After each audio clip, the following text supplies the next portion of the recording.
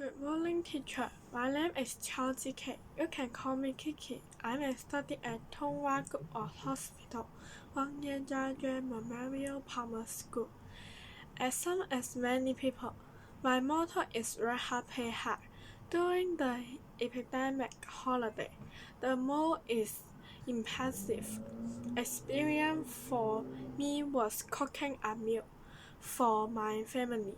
Although the epidemic made my family relations become better, hopefully that the epidemic can be solved as soon as possible. Every night before sleeping, I always think about a question: what is my dream?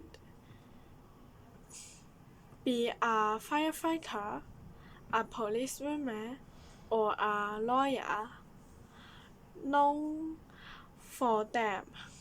My dream is to be a doctor. In that epidemic, I see many doctors risking their lives and still hold on to their position to treat patients. As the month, I thought to myself, I want to be a doctor, although it seems people say be a doctor new high academic qualification.